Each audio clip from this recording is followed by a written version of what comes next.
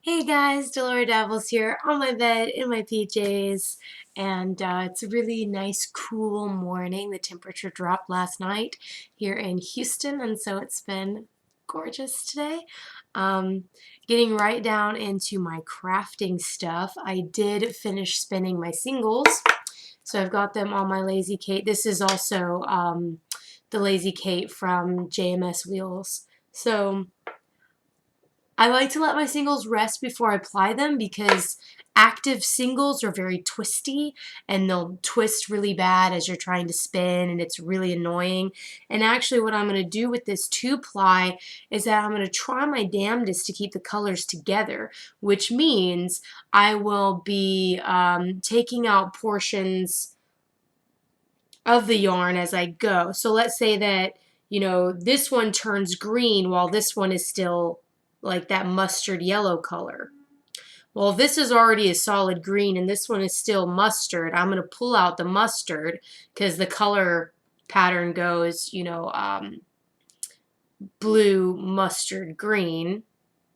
So I'll take out the remainder of the mustard until it turns green, and then I'll splice that back together so that I immediately get that change from mustard to green, and then these are both green again instead of being mustard and green. Because if you don't do that at the beginning of your 2-ply spin, your colors will pretty much match up, and then as you get down, your last color repeat won't be a color repeat. It'll be all muddy. The farther you get along in your spin, it'll get muddier and muddier and muddier and muddier. And sometimes that's an interesting look. I have done that, and it's not a bad look, but it's also not the look I'm going for with this particular project. So that's why I will be taking out portions of the yarn. And spit splicing is very easy to do, taking out portions of the yarn. If you are interested in how I do that, I will, and I'll probably just go ahead and do it anyway, do a video of me taking out a portion of my yarn. And usually what I do is I will have my ball winder handy next to me so that as I'm taking the extra color out, I can wind it onto a ball and then spit splice it.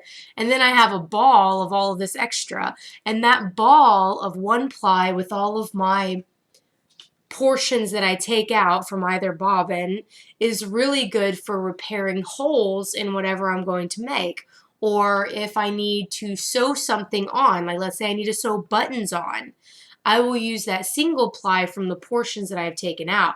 And it's not really like you're wasting it, because whenever you get to the end of a bobbin anyway, don't you have all that extra yarn on that bobbin?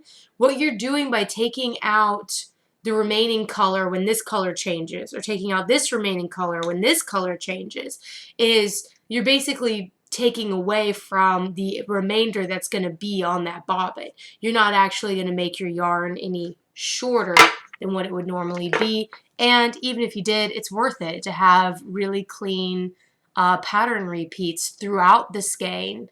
Anyway, you already put all the work into dyeing it and the way that you imagine the yarn to look. Why not take this extra step to make sure that it looks the way you want it to look?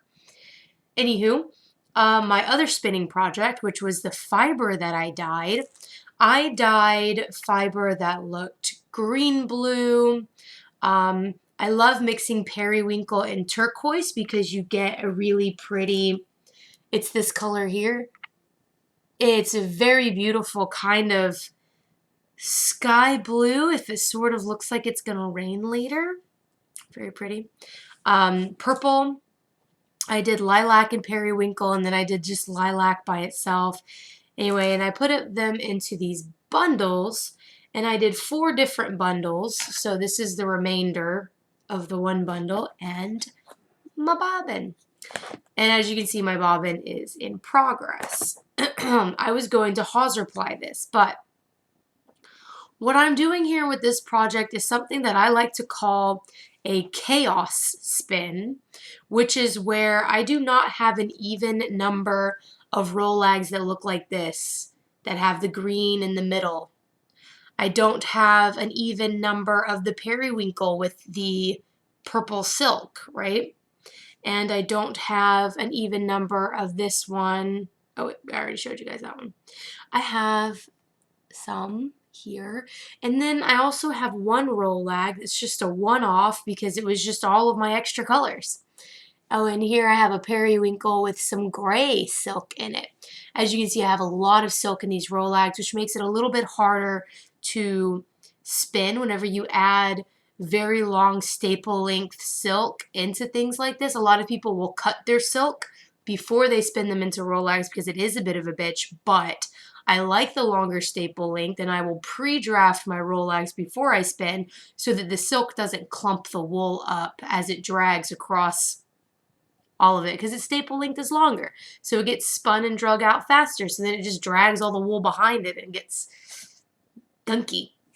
That's why you need a pre-draft.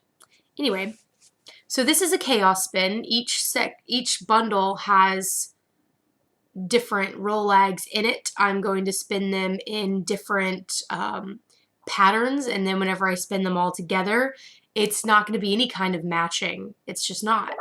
And so I'm debating on whether or not I really even want to do a hawser ply, because then that's 4 different colors all at once, and I don't know if these will muddy together funky or not. I would think not, because I'm only working with 3 different colors here. I've got blue, purple, and splashes of green, but at the same time, I'm just not sure if it would make a good hawser ply. So I'm still debating, and next week you'll find out if I just 2-plied it or if I decided to go through with the hawser plying. If I do hawser ply it, it will be a sock yarn. So I'm not sure. I think I might 2-ply it. I think I'll make a really pretty lace sweater thing.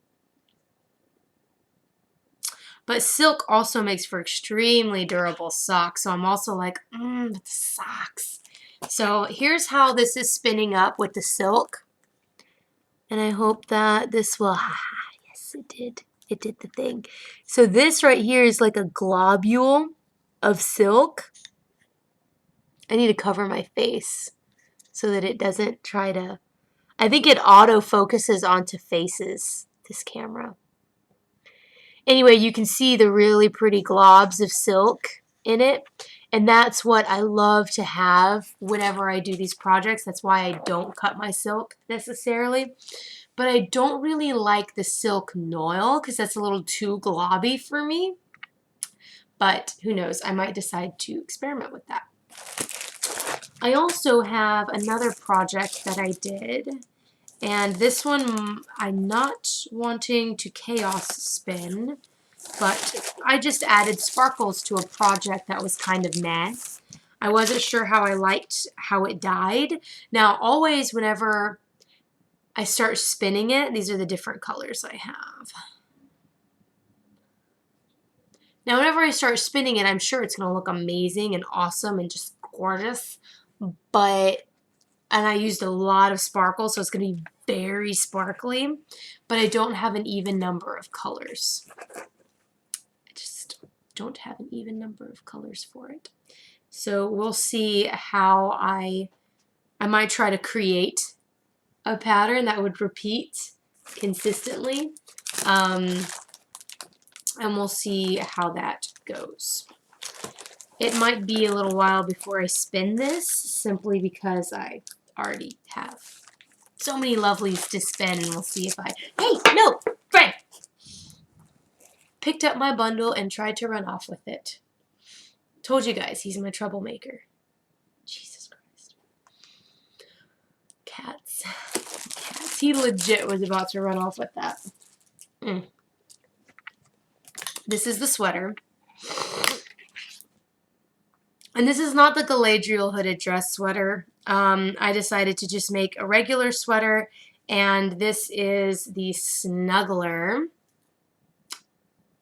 And it is super cute, if this would move out of the way.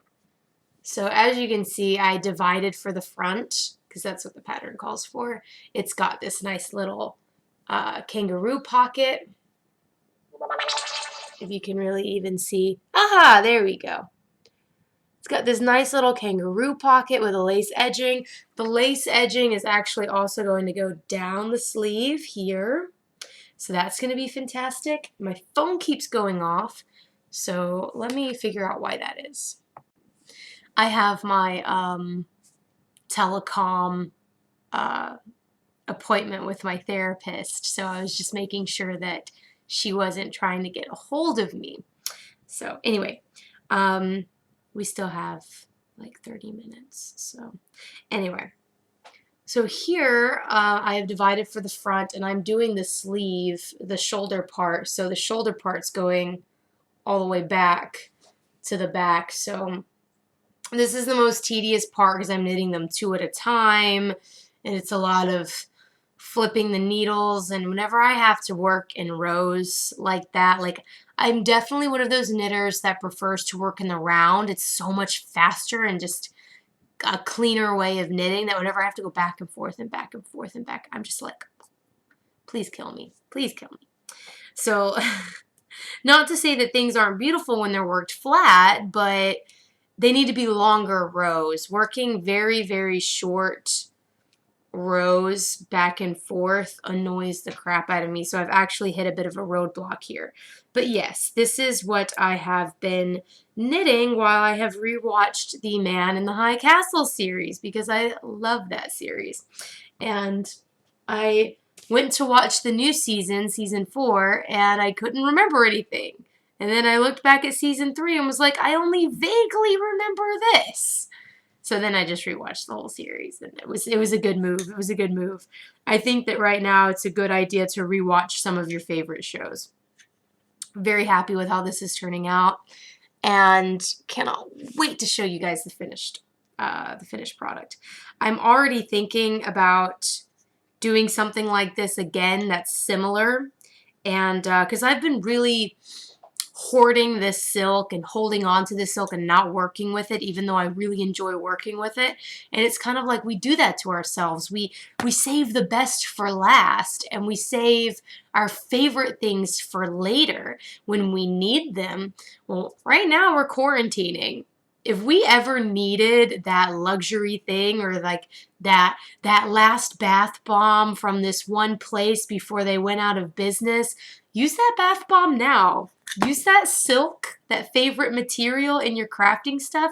Use that now. Like, this is the time to use those like super favorite precious things. All of those precious things, like, use them now. And, you know, because I mean, we're in quarantine. We don't have much, you know. I think that we do have this very, you know, at least I do.